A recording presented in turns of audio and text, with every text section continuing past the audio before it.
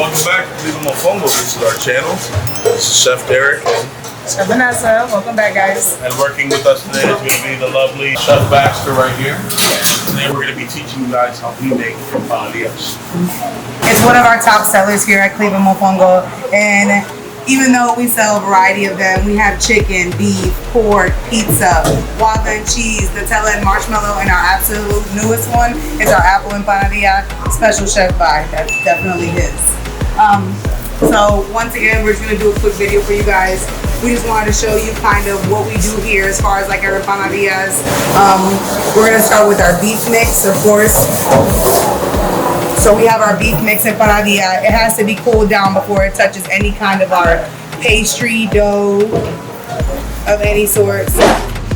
What you do is you take the empanadilla disc, and which we use the white disc, which is without achote, which majority of people use the yellow ones that have with achote, and it's just a different color and it has a little bit of a different flavor.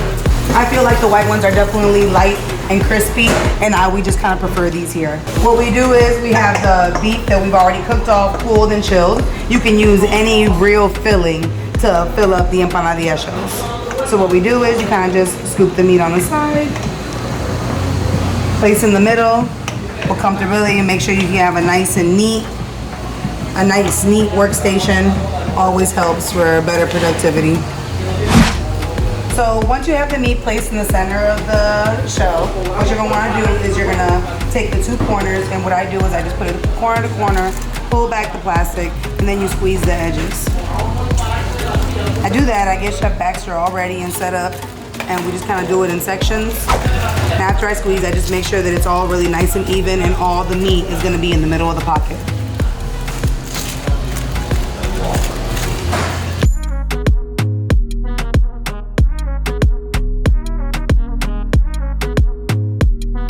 Okay, so I'm gonna put it on the empanadilla press, putting some of it over the edge. I'm gonna press it really good. Make sure it doesn't open once you go and try it. And then we put them back in the paper so they don't stick to each other. Now, it's something that you would definitely be able to, once you have them all set, you can always put them away to freeze and save them for later, thaw them out. It's kind of like a Puerto Rican hot pocket. These are definitely one of the more traditional ones on the island, ground beef. You can get it at any pizza stand right there on the island if you're ever a tourist, and I feel like the best place to get the foods are like right off the little side roads. They always got the best like fried pork, acapullas, and of course empanadillas. Here at Cleveland Mofongo, they make our life really, really easy because we use the empanadilla press, or an empanada press, as you can say. But growing up, I didn't have these little fancy little things that we have now. So what we used to do is the good and dandy little fork. The fork was everyone's favorite little tool when it comes to empanadilla pressing. And to be honest, when we first opened up, this is all we did. We forked every single one of these by hand. So we're gonna show you how to do that too. So just in case you don't have a press, it doesn't mean that you can't make them at home. Okay. So what you wanna do is I just grab the fork firmly at its tip, just so I get a good grip on it. And I start on the corner and I work my way all the way down the empanada, making sure that I get a good sweet press. You might want to make sure that they're more even on each side. That was a little small mistake.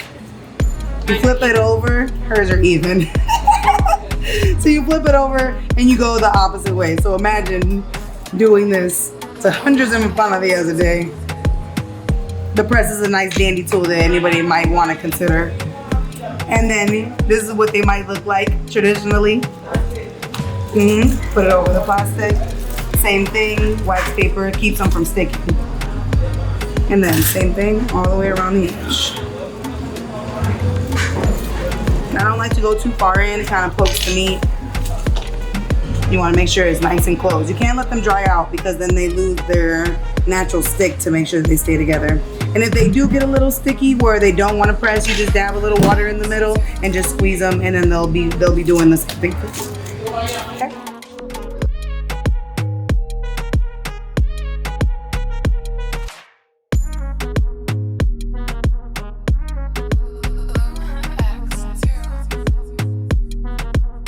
So this is basically how our empanadillas are done here at Cleveland Mofongo. Me and Chef Baxter. Every day, knocking out hundreds of them just for you guys. We appreciate it. Thank you for tuning in to Mofongo Mondays, and see you next Monday. Thanks.